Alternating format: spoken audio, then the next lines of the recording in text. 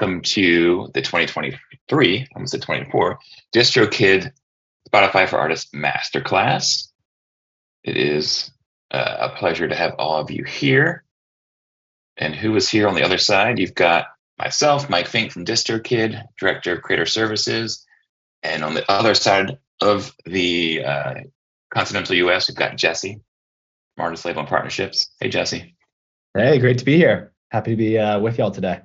Yeah, we've got people from literally, at least I think 5 continents checking in, which is pretty sweet. And what we're going to talk about today, I'll cover what I usually cover in a lot of these classes, and that's a few minutes of what's happening over at DistroKid. And then the reason that I think we have so many attendees and RSVPs today is because we're going to have the latest and greatest from Jesse and Spotify for Artist Masterclass, which we always love to do. And if you want to drop in cues, we'll try to get to some. I'll get to some during the session. But if you want to hold those till the end, hopefully we'll have time for Jesse to answer Spotify questions. If you've got district questions, I'll get on those as well. But yeah, let's kick it off so we have enough time as possible for those cues. Wanted to make sure you guys know something that's super fresh, literally fresh, as of this month. The DistroKid app is now available for all Android users. It did initially launch this year with iPhone, but if you've got your phone and it's an Android or an iOS device, you can scan that QR code right there in the middle of the screen. Right now, you can scan it and you'll get it if you're either device. Device is agnostic here. So that's a big news. We haven't really announced that yet, but if you went to the Google Play Store, you'd see that little gremlin there, and it's a great way for you to check on your stats, update your releases, do all kinds of things. There's a whole bunch of new tools that just launched as well if you are an iPhone user of the app. So make sure you scan that. If you didn't scan it now, if you go to distrokid.com/app, means app, you can get it there as well. What else is going on at DistroKid? Well, speaking of releasing music and uploading music, we want to make sure you have a chance to do some actually mastering of your music through a product we launched this year called Mixia.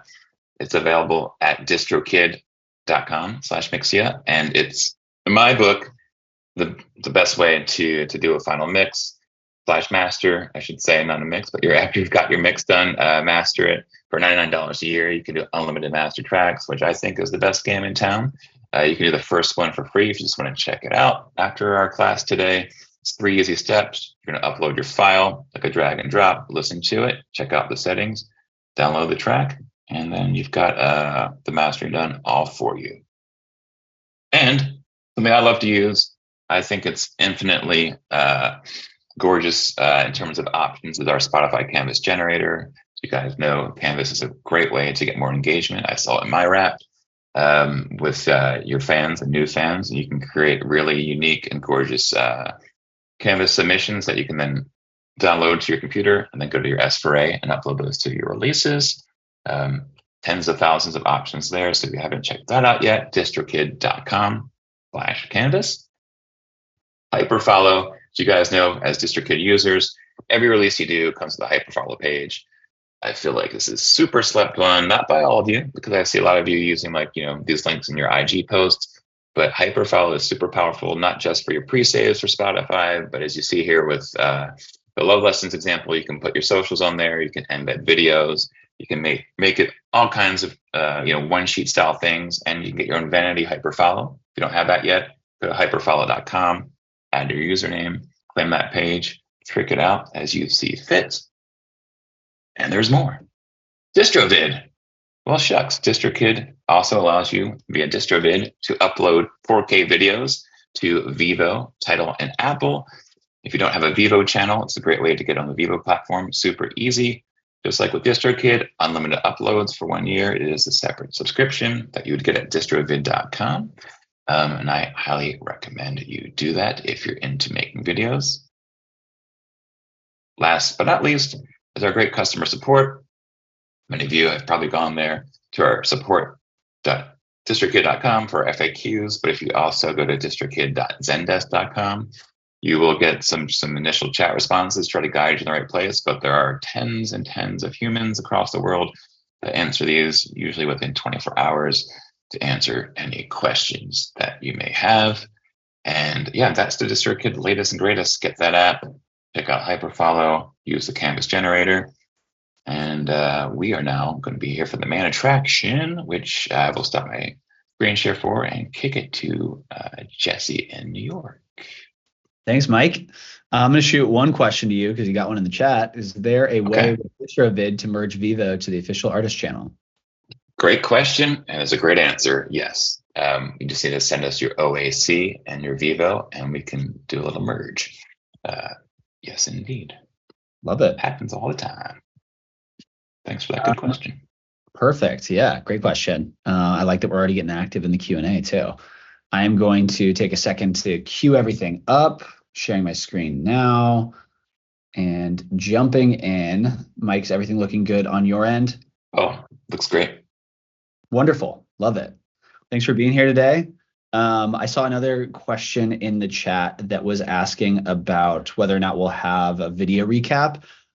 We are somewhat limited on what we can share from these decks outside of these settings because we want to be able to answer questions in real time, and a lot of this information changes rapidly. So I'd encourage everyone to take notes today if you can. And I will try to follow up with as much information as possible. But if there are any questions in real time, please make sure to drop them in the chat. I'll try to get to as many as I can. And then we'll follow up with a lot of this information, but video recap probably won't be possible. So if you have questions, things you want to dig into further, if I move past a slide too quickly, please drop it in the chat. I can always go back and wait for a second while we screenshot or jot down some notes. So just encourage everyone to get into that up front. As Mike mentioned, I am part of the Artist and Label Partnerships team here at Spotify. I specifically look after all independent labels and licensors in the US, and I'm really happy to be with you all today. I feel very honored to work in the indie space, love working with artists at all stages of their career, and especially with this developing artist space. It's really exciting to see folks who are really popping off and doing exciting new things in the space and the way that we can try to support and promote them at Spotify. So we'll dig into it a bit. We always start our masterclass presentations with this, which is our mission. Everything we do as a team ultimately levels up to this. And our mission is to unlock the potential of human creativity by giving 1 million creative artists the opportunity to live off their art and billions of fans the opportunity to enjoy and be inspired by it. So this is a pretty ambitious goal, but it's one that we're really proud of. And especially as the indie team, this is the core of what we're doing. We really want to make more opportunities for more and more artists to make money off their art, to reach their fans, to have a career. And that, we'll get into it in this presentation, but that's across merch, touring, streaming, a lot of different verticals that you can engage your fan base in. And we're bringing more and more of that onto Spotify so that you can reach your fans where they're at, where they're listening, with additional offers and opportunities. We've had to adapt in the ways that we reach a global audience. And so we've introduced a ton of tools that really put the controls back into your hands to be able to customize your profile the way that you appear on platform and the ways that you're showing up to your fans. So we'll get into it. This presentation has been put together in a number of different ways, but my team and I reworked this recently to focus on the lens of a rollout. So there's so many tools on Spotify, and oftentimes they can be very overwhelming. I get a lot of questions when people are like, what can we do with Spotify? How do we work with you? What do we do on platform to make the most of our release? And it's an overwhelming question because there are so many things. We have thousands of employees here that are focused on creating opportunities for you to dig in and customize that experience for your fans. So we're looking at this today through the lens of a release, starting with the setup to the release itself, how you build on that momentum, and then some other resources that you can dig into. And at the end, I'll make some time for a Q&A. But I'll also try to pause as we go along. I have the Q&A pulled up here. So if there are things in real time that I can answer, I'll do my best to be conscious of time while still answering as many questions as possible. So we'll start by the setup. This is where you have a great album prepared, or an EP, or even a single, and you want to know how you set yourself up for success on platform. So we'll dig into, first of all, what we always like to highlight at the top of these, which is Spotify for Artists. This really is home base. This is the phrase of 3 words that I say more than anything else in my life, probably. We talk about Spotify for Artists all the time. We love this platform. This is where we focus a lot of our time and energy. And a lot of times when, someone asks me a question about their Spotify, I'm pulling up their Spotify for Artists to pull that information, the same things that they have access to, the same information that they pull from. It's where you can go to set up your profile. You can pitch new music there for editorial consideration, which we'll get into in a second. You can dig into analytics. You can set up campaigns. a lot of the stuff we're covering today, you'll be able to find it in Spotify for Artists. So just a constant reminder, that's kind of your home base. If you ever have a question about where something lives, I'd encourage you to go there first and check under features and resources, and you can often find what you're looking for. But yeah, definitely one you'll want to continue to reference, and hopefully y'all already have bookmarked and have on your mobile apps. Definitely a helpful way to kind of keep up with where you're at. I'm going to kick things off talking about the editorial philosophy. I feel like this is one of the things we always get questions about, and oftentimes people are waiting in these presentations to ask these questions. So wanted to get it out of the way straight away, because I think the important thing to note with the editorial approach over here is that we are really focused on creating the best possible audio experience for our listeners and being the best partner to creators in the creative industry, trying to find that middle ground of creating opportunities for discovery for as many artists as possible in the right circles.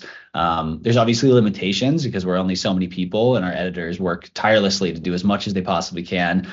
So there are, editorial gaps that come up every once in a while, and we're constantly trying to pursue how we break into those and how we reach all the right spaces at the right times with our editorial teams.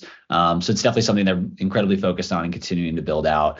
The important thing to note about editorial as well is there's 3 different options. I'm also hearing some questions about like audio and all your settings. You just have to enable computer audio as well when you tune in for this, in case anyone's running into issues with the audio settings on that landing page. You'll have to give that extra enable. So I might try refreshing it and seeing if that helps solve for the audio issues.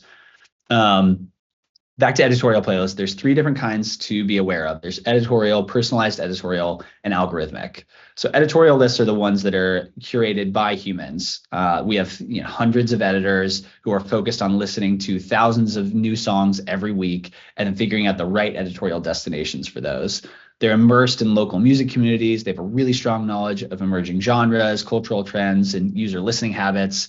And they're responsible for ensuring that our editorial voice has both a local footprint, but also global reach, and that we're enriching users' lives with the right content at the right time. The important thing to note with our editorial team is it's global too. I think this is a huge advantage, especially for the indie space, is that we have these things called global curation groups, or GCGs as we call them, which this is where our genre experts from around the world meet regularly to discuss the things that are happening at a local level and figure out ways to import and export music. So if you're an independent artist who's having a song that's really working in the US, you no longer have to absolutely have that international footprint to be able to reach international markets. If it's working for us and it comes up in these global curation group conversations, it can start showing up in editorial playlists in other territories. This is where they're really focused on performance in playlist, active consumption, things that are happening off platform, to really bring up a conversation about these tracks. And they're in it deep. So I am sure if there are things that are happening on TikTok, other platforms, radio, Shazam, we have all this information, and they're analyzing that alongside on-platform performance to make some informed decisions about where we can import and export music. It's a really important thing for us, and it's a way that we kind of differentiate ourselves in a huge way and really focus on that global footprint. And back to the final 2, there's also personalized editorial. This is really important. An example of this one is playlist songs to sing in the shower. So we all have a different version of songs to sing in the shower, but they're pulling from the same general pool of tracks. So for me, for example, I would have like I'll Be by Edwin McCain probably top of my list because it's a bop and it doesn't age. And I think that it would come up every time that I check that list, but it might look different for Mike. It might look different for you, depending on your listening habits and what you're normally singing along to. There is a general pool of tracks. So if you're added to a pool of eligible tracks, you'll get that notification like I've been added to a Spotify playlist. You'll be able to pull it up, and within your Spotify for Artists, you can pull a personalized link. That personalized link is what you'll want to share on your socials if you're going to shout out a playlist edition, because for anyone who clicks on that, your track is pinned to the top of that list for a 24-hour period. So it's a great way of making sure that you show up on those personalized editorial lists for your fans. So when they go to those lists, if they click through your link specifically, they'll be able to see your track there and give it a few listens within that context.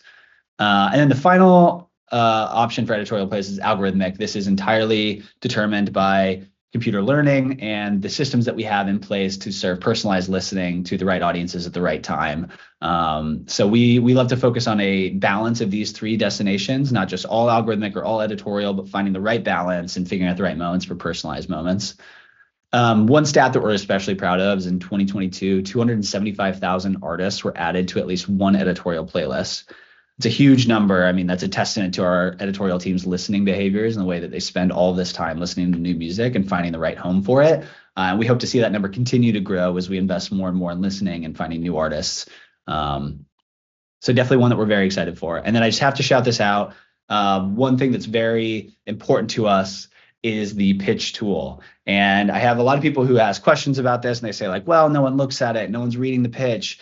And I can tell you most of the things that I'm finding, most of the things that are getting flagged to me by any of my partners, by the time I go back into our back end, if there's a pitch there, there's a really good chance that one of our editors already found it. They are listening for hours and hours and hours. They are mining the system. They're constantly throwing in different search parameters to try to find and discover the exciting new thing for their genre or their playlist. So they're spending tons of time on here. And really the key for y'all to take away from this is as early as you can pitch or deliver and pitch as possible is best for us. That gives our teams as much time as possible to find your music and figure out the right home for it, and try to be as detailed as possible within your pitch. I think one thing that we often view as, one of the biggest mistakes you can make in the pitch process is leaving that description field blank or not filling it out to its full potential. That is one of the most prime real estate spots on the pitch tool. That's where we are always referencing for information and context. I'm constantly looking through pitches and going down to that description and reading what the artist has to say about what they're working on or what the context is for the specific release. And I can tell you from firsthand experience, our editors are as well. I get a lot of questions from our editors who will reach out and ask like, hey, I saw this was pitched, but it doesn't have a description. Does that mean maybe it's an illegitimate release? Maybe it isn't an important release. They take an interpretation based on that you probably wouldn't want. So you definitely want to utilize that information. And we get a lot of questions too about like, what do editors want to see there? I think the important answer here is that try to be as put yourself in their shoes when you're thinking about this. So like what you think would be relevant to them. And I think the things that are relevant are the context, the sound, the audience, the marketing information, maybe a little bit, but I wouldn't go like crazy on it. I think the thing that certain people can get caught up on, like listing out each radio station that recently played it, or getting into the weeds on like saying exactly how they're spending marketing budgets. And I think that spreading out that information and trying to focus on the story behind the track, the feeling, maybe what it's about, maybe who you collaborated with on it, if that's notable, whatever you think really stands out in telling the story of this song and why it's important is what our editors who are music lovers really want to see and they want to understand.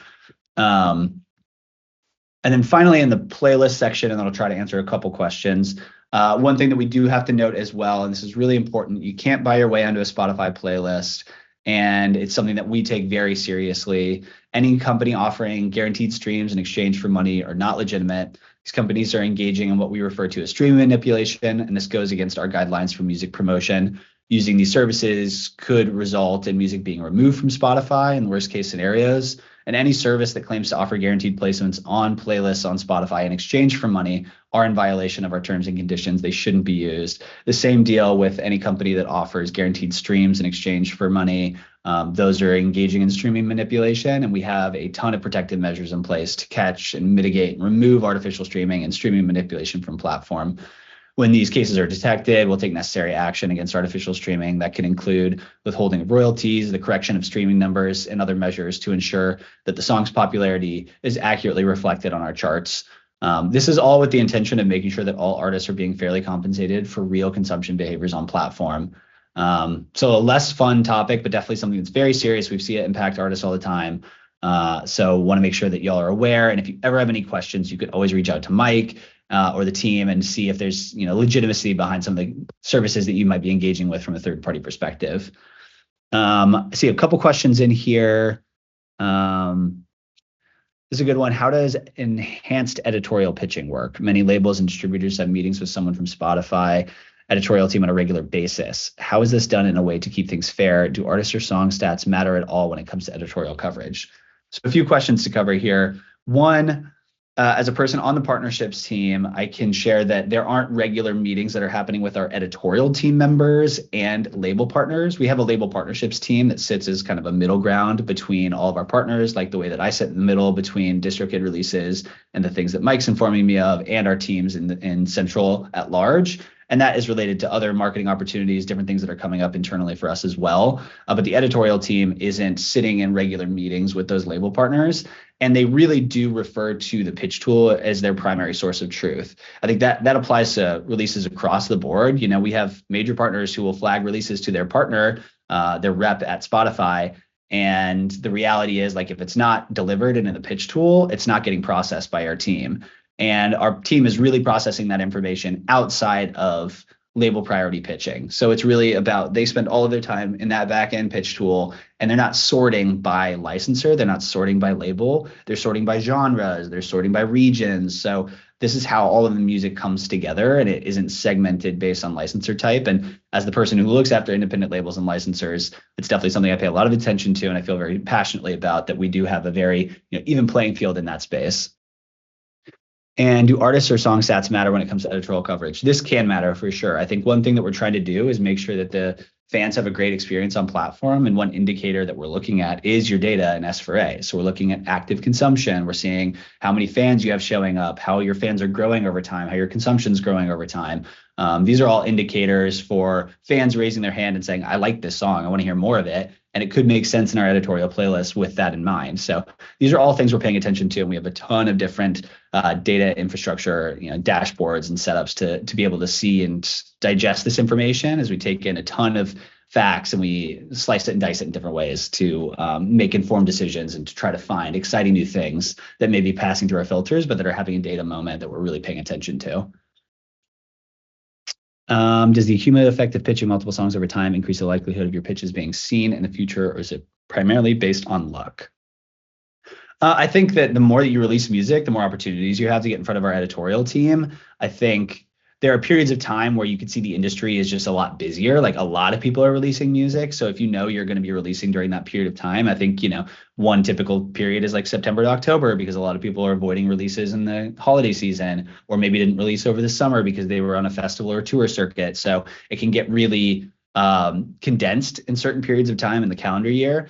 And so I think in those periods, I would encourage you to deliver even earlier and pitch earlier if you can, for a better opportunity to be discovered and to have those moments to get in front of the editorial team with ample time for consideration for where it makes sense in their editorial playlists. But I think, the more that you're kind of releasing music, the more opportunities you have. If the first single didn't hit for somebody, it didn't make it onto a list, or maybe the editorial team saw it and it just wasn't the right fit for them, then the more that you're releasing music, the more opportunities you have for that reconsideration. So I will say that I don't think there isn't any, I know there isn't any like punishment against releasing too much music. Like, you can release as much as you want or as little as you want. And we're not looking at an artist and saying, look, they're releasing too much music, or they only release one song, I don't have enough context here. It really is a song by song and release by release basis. I am going to move on because we got a lot of stuff to cover. I know that there's more editorial questions, so I'm going to keep diving in here as much as I can at the end. But since we are at the half-hour mark almost, I'm going to keep rolling, and then we'll try to leave more time at the end for questions. So you set up your release, you delivered it early, you pitched it, it's in Spotify for Artists, you are setting it up. What can you actually do within the release day itself to really make an impact and to have the best splash possible? These are only a few of the tools. I had to condense this because we literally have a version of this presentation that's like 200 slides, and it would be impossible to get through because that's just, there's so many things that our teams are working on. But these are some of the top things that you can do right away on release day to really make that impact. One of them is artist pick. That's something that you control in Spotify for Artists. You can update it to feature whatever you want. But a lot of folks on album release or single release will highlight that with a note. You can include a custom message and a custom image. I think that's a great way of kind of shouting out your release. It's the primary real estate on the top of your artist profile. So it's a really way of getting in front of your fans when they're going to your profile to try to find your new release. This is also something you can use outside of new release. So you can feature playlists, you can throw merch in there, you can throw tour dates in there. There's a lot of different things that you can highlight within your artist pick. The important thing to note is that it lasts for 2 weeks.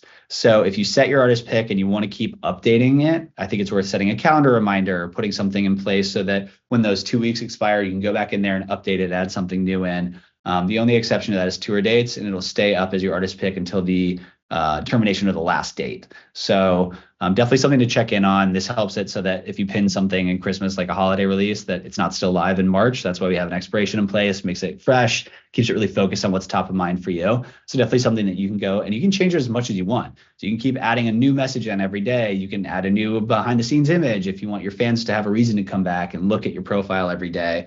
It's a great way of kind of continuing to tell that story over time. Another thing you can do to kind of continue this message is curate your own artist playlist. We've loved seeing these. This is a really fun thing for us to dig into as a team, to see artists become curators themselves and put together playlists with a number of different hypotheses behind them, or different, ideas around their creation. This is also something you get add to your artist pick, and it's a great way to have a reason to talk about your new song outside of the song itself. So if you need more messaging points, more reasons to get back on social media, you can be curating artist playlists, and you can have your song in there, and it could be a playlist about the song, or a playlist of tracks you were listening to when you were writing the song that inspired it, songs that you think it sounds like, so where it fits for you sonically, and creating a mood and a vibe that people would want to lean into, that really sets the tone for enjoying your track to the best of its potential. There's a lot of great examples for artists who've done this over time. One that we love is Ash. She created a tour pump up playlist that she regularly updates. So her fans would start listening to this playlist, and it's a great way that they leaned in and thought, like, well, now we can listen to it every night, and we know what she's listening to backstage. We can get pumped up. It can set the right tone for us in the way that it sets the right tone for her. And because it's regularly updated, there's a reason to always come back and always have that experience. It creates that fan artist connection that's so sought after, and opens the door a little bit in a way that focuses on the music and connects to touring. So as another reason, or another way for you to draw back to and message about your tour in connection to your new releases. So a lot of different ideas for things you can do here. But once you curate an artist playlist, make sure to add it to your artist pick with a little message, with an update. I think that the thing that we've seen work best for artists over time is continuity. So if you have one and you want to keep it updated regularly, and you have reasons to message about it, you can grow that following on the playlist itself, so that when you release a song and you add it to your own artist playlist and people go and listen to it there, you already have a built-in fan base of people who follow that playlist and will stream it and be excited about it and listen to it alongside the context of the other things that you are curating. Another one that was discussed earlier, clips. These are similar to Canvas, not discussed earlier. Canvas was. Clips, we love our CNAMEs, are short, under 30-second vertical videos that can be tagged to a track or album. Our goal with clips is to deepen that connection between fans and artists, and to drive the metrics that really matter, which is saves, follows, and streams. We want people to be discovering more about you through clips, and then listening to your music, following you on platforms, saving your music, doing the things that you really care about on Spotify. What we encourage folks with clips is to think of it in a slightly different way than you think about your other social media channels, because clips can be attached to songs and albums, and they live on your artist page. And it's a way for people to really dig into you as an artist and a musician. So I love it when I'm streaming a song and there's clips attached to it, and it's an artist in the studio when they were making the track talking about it, or showing how one specific sound was produced that you hear recurring throughout the track. There's a lot of ways that you can kind of dig into the experience of being an artist and the music and the creation itself, and manifest that through clips in a way that allows your fans to really dig in and have that deeper experience with you. Clips are in beta right now. We're rolling them out widely, and hopefully a lot of y'all already have access. Please do check in with Mike to request access if you don't have it yet. He'll be sure to route that through us and get you all set up. Definitely one that we're excited about. Also, Marquee is another thing that you can do on release day, and one that we found to be really effective, and that we're definitely talking a lot about over here. This is a sponsored recommendation of your new release to Spotify listeners who have shown interest in your artist music and have the potential to listen more. When a listener clicks on a marquee, they're guided directly to your new release. So in a noisy and busy landscape, it's a way of making sure that you show up in that release period, so that your fans who might be distracted and have a lot of other things going on in life are able to find you and find your release, and you can cut through that noise. We've had some great results with Marquee so far. We found that it delivered 10 times more Spotify listeners for every dollar spent on similar social ads. That's 1,000% increase. It helps it's directly on platform where people are ready to listen. So when this pops up for them, they're in the state of mind where they're already trying to decide what they're going to listen to, and they're ready to dive in and listen right there. It also builds a really good halo effect for artists. Fans are 3 times more likely to stream tracks from the catalog as well upon seeing a marquee. So it's a nice way of reminding folks when you're releasing a single, like, I also have this expansive breadth of work and you should go listen to the rest of it. And after your campaign ends, we'll report back your unique campaign metrics like streams per listener, playlist ads, saves, and more. This also helps you develop a global fan base. We have dozens of markets available where marquee can be run, so artists can easily target listeners from outside their home country. So, might be thinking, how do I set this up? A lot of this is available within Spotify for Artists. If you're in the US, UK, or Australia, you can create a campaign in the Campaigns tab for Spotify for Artists. And if you're outside of those regions, you can speak with Mike or local representatives to try to figure out the best way to set those up. We know and have definitely communicated internally that we're trying to make this as accessible as possible. And I'm sure we'll get some questions about availability, but it's definitely something that we're pushing to be available as widely as possible because we know it's been effective for artists.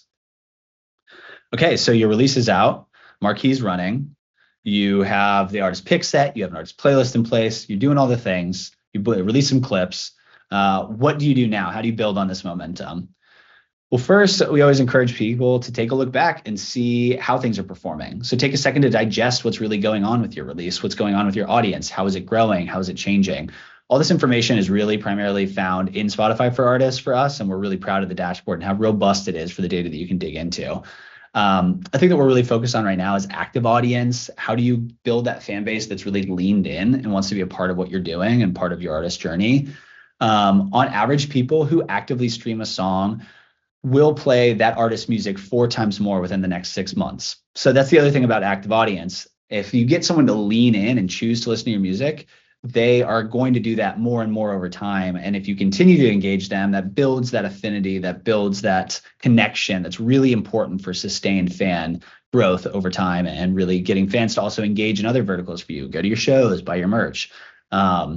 So as you're digging into your data, you can spend more time trying to make data-informed decisions about next steps. Like maybe it does make sense to run another campaign. Maybe you're seeing really interesting growth in certain territories or regions that you can dig into and message to those fans or upload a clip that's specific to them. Maybe have a translation available on your artist pick for a second that really speaks to a local audience in a way that makes them feel seen and heard.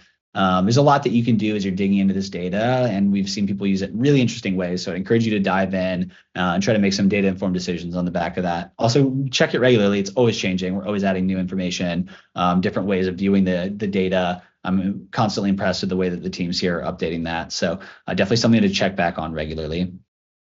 Another thing we always like to harp on here in these presentations is growing your following. This is one of those things that I used to work in artist management, and I thought that following was this kind of like vague thing that I didn't really understand the long-term repercussions of. But the reality is, like, following is one of the higher triggers for us when we're taking into consideration fandom on platform for algorithmic recommendations. So you'll see these 2 examples here, concert emails and new release emails. If you're a Spotify user, then you've probably received one of these.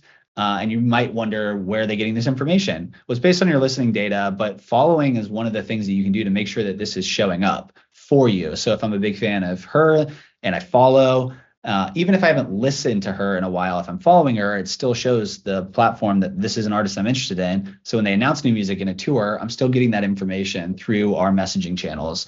So it's definitely something that, as you think about being an artist and the grind of trying to always be on and available, if you can build up your followers, even if your monthly listeners dip because you're taking a hiatus while you're working on a new project, when you come back to the table, those followers are still going to be there. I mean, I've never unfollowed an artist. I think that that's one of the things that's good about our platform, honestly, is that you're not always getting hit over the head with the information from your followers. And so there really isn't a reason to unfollow once you do. So as you can build that fan base up of followers, you'll be sure to get back in front of them, even if you have gaps of time in between releases.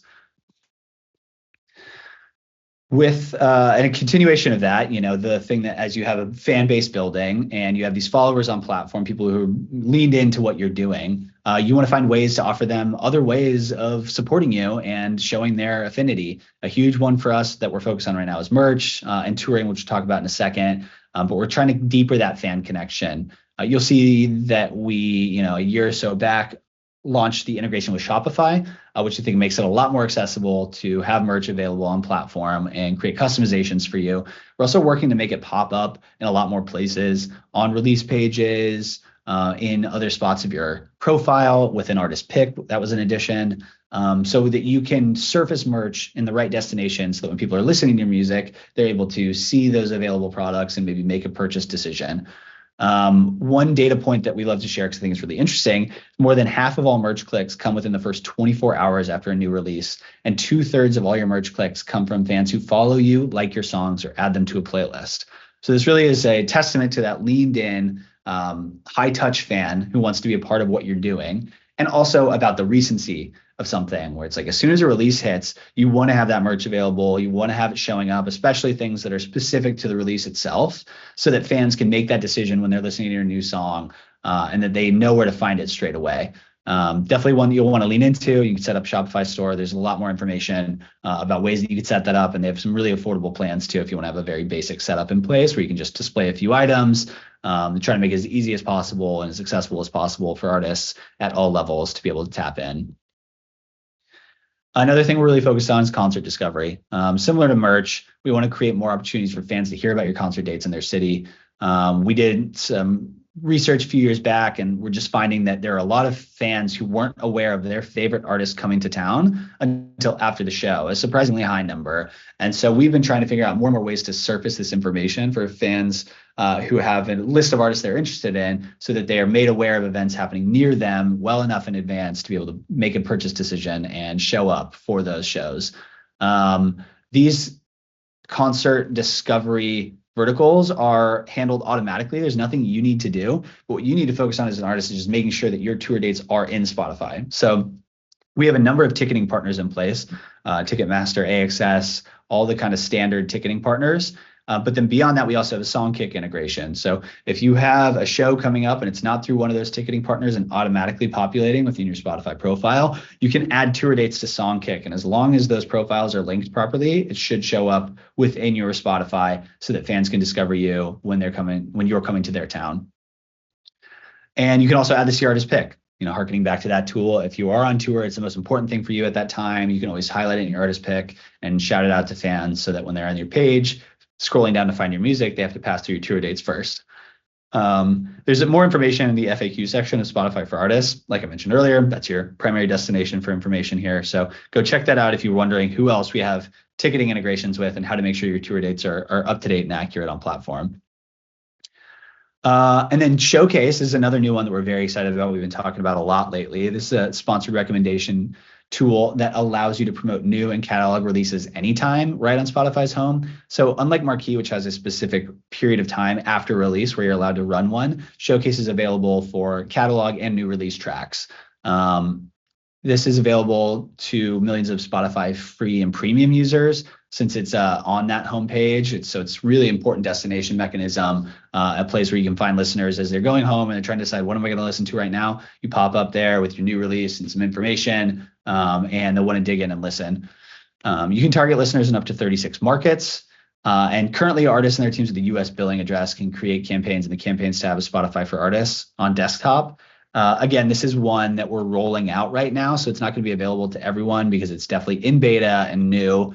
So if you don't see it already, if you meet the eligibility requirements, just keep an eye on that Campaigns tab, and it should be showing up for folks in the coming weeks and months as we continue to iron out the kinks and try to make it as widely available as possible.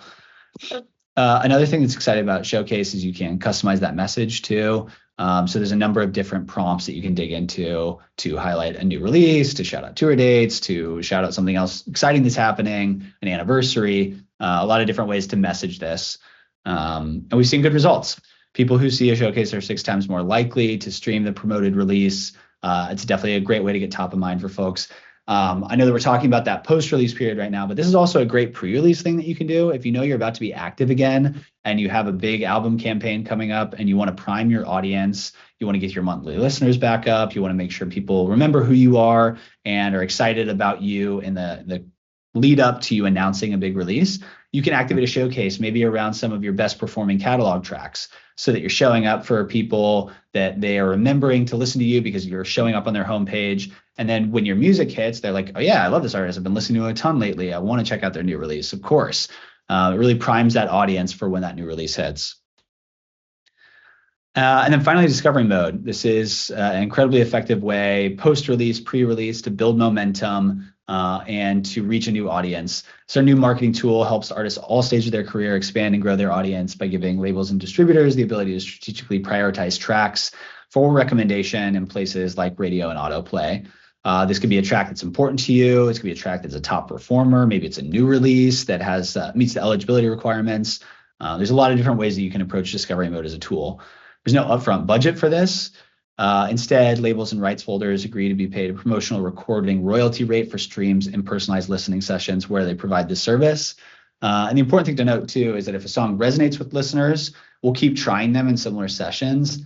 But if it doesn't perform well, they'll be pulled back because listener satisfaction is our top priority. So we won't guarantee placements to labels and artists, and we will only ever recommend music we think listeners actually want to hear, which is what makes discovery mode so effective.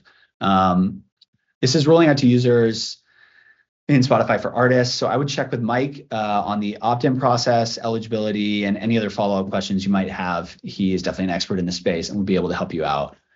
We have a lot more information available on Spotify for Artists about this as well, including case studies from Terrace Martin, Natalie Perez, a lot of others. So check that out. Check out our blog if you want more information about how this works and how you could possibly utilize it to your advantage. And closing out before I dive into the Q&A, because we got a good 15 minutes left, which is great, so I can answer quite a few questions. I want to talk through some resources that we have available so that you can really take the information that we talked about today, the way that you set up your release, the way that you focus on reaching that audience during release day, and then the way that you build on that momentum over time. This is just a small drop in the bucket of the things that you're able to do on Spotify, but also the resources that Spotify provides. So I encourage everyone to dig into these. These are definitely ones, if you're on your computer, take a screenshot of this slide, the next slide, and you can dig into more of these resources after this conversation because they get much more in depth, have more data, more information, and are probably more well said than me. Notable, first of all, this is where songwriters, producers, and publishers go for everything happening on Spotify related to those communities. We have an email newsletter, a new website, socials, definitely something you want to dig into, information about Spotify for publishers. So there's a lot of different resources that we provide in this space, and Notable is kind of that main home. We have a whole team of people who's focused on making sure that we're engaging that community well. So definitely dig in there. And then this is just a rapid fire list of the things that we have available to you that we think are super helpful. First of all, I've said it enough by now, but Spotify for Artists, so much of this information is available there. That's definitely where you want to check out, dig into the FAQ, other information and resources. We also have Fan Study, which I find to be very interesting. It's a dedicated hub with data-driven insights about how fans listen to music and connect with artists around the world. So it's great to look into regularly. And we're always updating those, adding new fan studies in the mix. We have a great one on merch that you should definitely check out. But helpful information that we've used as we've studied a lot of different fan interactions and engagements to be able to connect the dots about what's working for people. We also have Made to Be Found. This is a guide for artists on how fans find their music with key recommendations on how to grow and engage your audience. So if you're really looking to have more discovery happening and build an audience, then you'll want to check this out. It's got some really good resources and recommendations.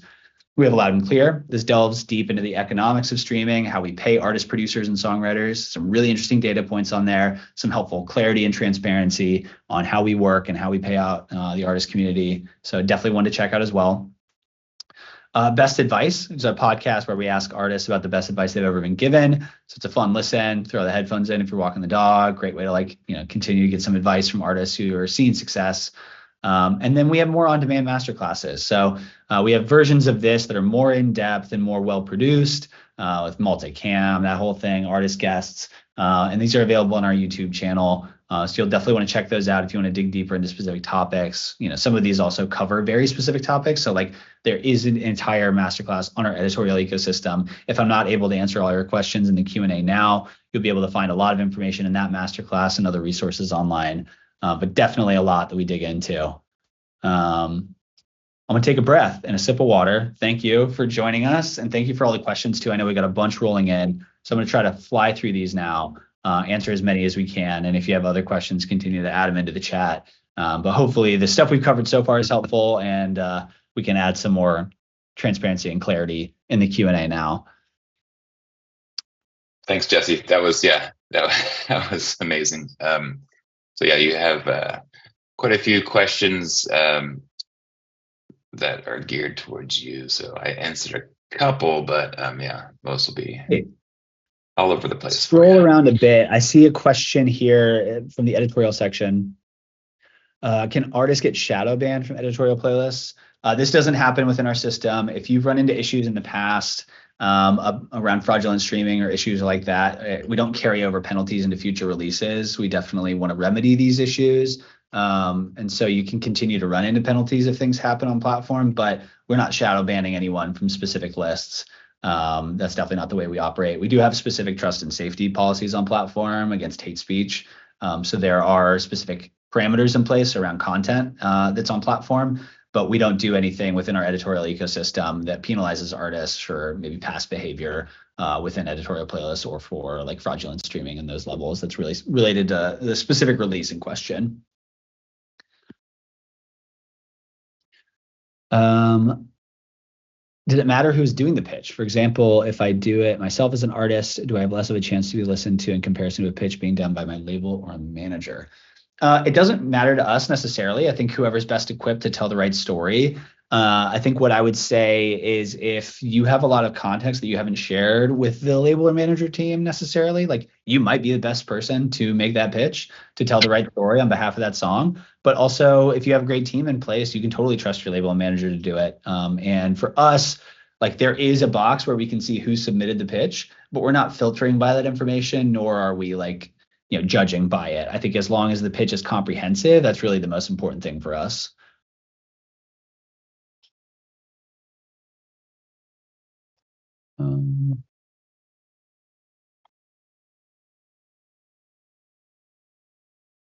It's an interesting question. If the song you're pitching is in Spanish, should the pitch be written in Spanish too, or is it better to keep all pitches in English?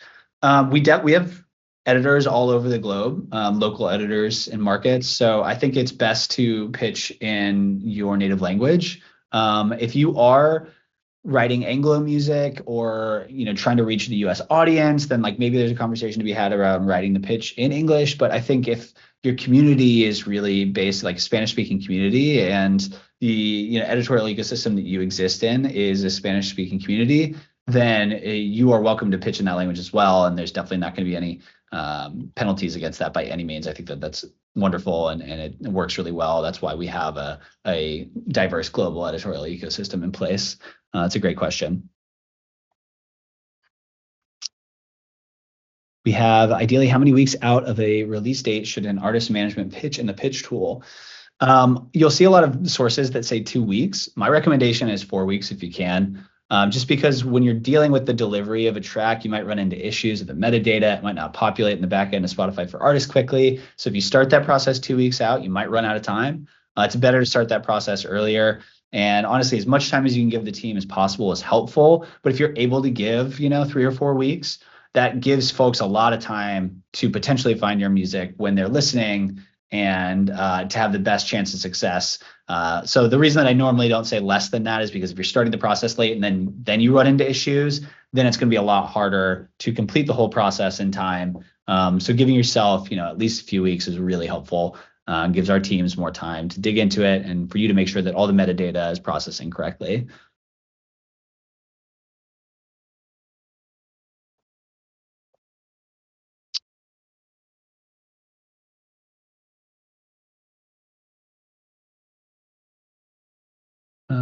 Sorry, I'm just scrolling through these now. We've got a lot of great editorial questions, but a lot of great other questions as well. So I want to make sure I spread it out.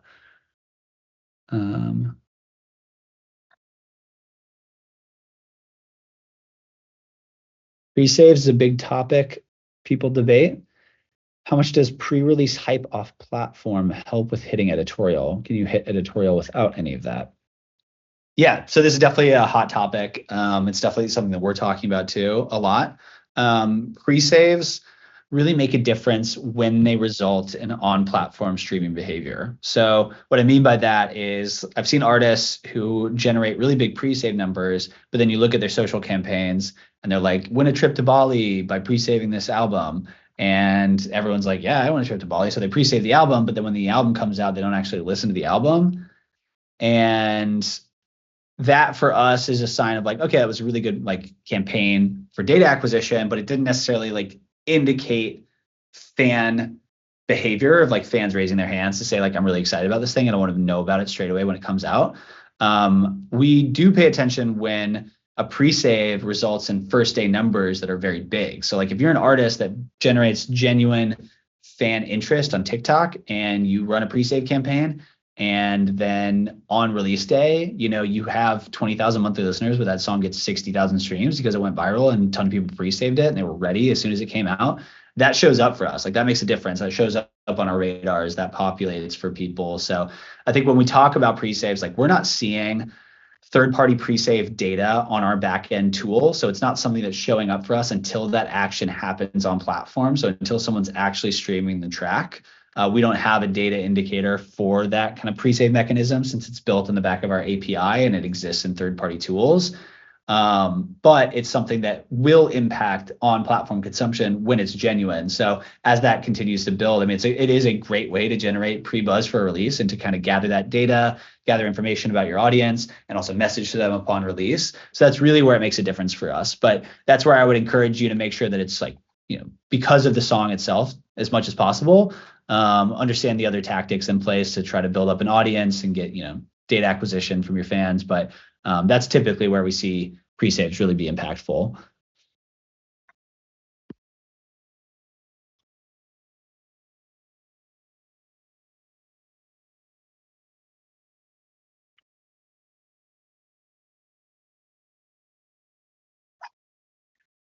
This is a good question. Is there a way to have our playlist actually credited to our artist page as opposed to our user profile? So this is a nuance that I should have spoken to earlier. So thank you for bringing it up. But when I say artist playlists, there is no such thing as a playlist that is curated by the artist profile right now on Spotify.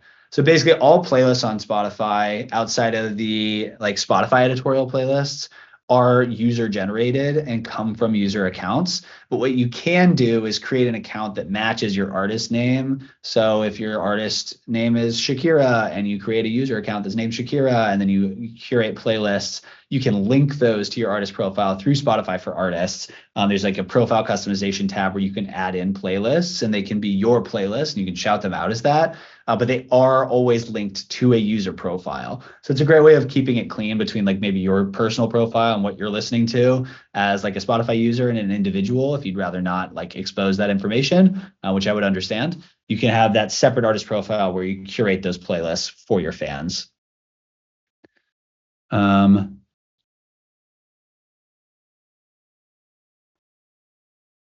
Yeah, so this is a great question. Is your similar artist, and we get this one a lot, is your similar artist curated algorithmically? And if so, how often is it updated? And is there ways to shift organically if, let's say, your music has evolved and you no longer relate to your current list?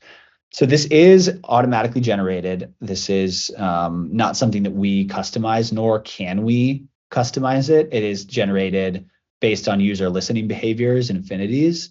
And the data polls are happening regularly. So it ideally isn't static. It should be changing with time, but it is based on user listening behaviors. So if your fans are continuing to listen to an artist that you're like, I don't necessarily vibe with that, or I don't think I'm like that, but the data shows that people who like you really like that artist, then it will show up and your fans also like. Because I think that's an important delineation to it, that section. It's not similar artists, like as in we're sonically saying we think these are similar. It's fans also like, as in fans are listening to this thing and they're also listening to this thing. So it could be sonically like kind of diverse, or it might be something that you as an artist don't necessarily agree with, but it's based on those fan consumption behaviors and it is data that's kind of updated regularly. So it's something that should change over time as you continue to evolve and your fans are listening to other artists that are dissimilar from the people that they used to listen to. And you kind of enter a new artist community. We've got a couple minutes left. Mike, did you have any on this list that were popping out to you? Feel free to shout them out. Yeah, I think there's just a couple discovery mode best practices on like how many to pitch, type of vibe that might be good. Yeah. But you're part machine, Jesse. You've crushed so much of this. Yeah, no, of course. The discovery mode question is a great one. I think it's something that we're still learning about. Honestly, it's still a relatively new tool and we're seeing artists use it in interesting ways. I think what I spoke to earlier about discovery mode, only recommending songs that are continuing to work, we found people take a few different strategies to that, right? So they might choose to opt in a bunch of things and see what works and pull back the things that don't and stick with the things that do. They might choose to opt in a track at a time and see what kind of resonates and do a slower approach where they can really observe the data a little bit closer. They might choose to just triple down on one track because they're like, I get that I have this catalog track that does really well, and maybe that would perform well in discovery mode, but this new sound isn't like that. And I want people listening to this new sound. I want it showing up for listeners. So maybe they focus on opting the new releases into discovery mode so it's showing up in more discovery places. And that's the sonic foundation that you're spreading the seeds for, rather than a song that maybe was a hit for you in the past, but that you're not trying to create more fan affinity for as you lean into a new sound or sonic identity. So it's a tough one to answer because there are so many different approaches here. But I think it helps to advise, talk to your team about it. Read the resources that are available for what other folks have done, the case studies that are there to kind of see other strategies that folks have employed with success. And then you can make a decision, an informed decision on the back of that. Love it. That's super helpful. Sweet. There's so many other unanswered questions here.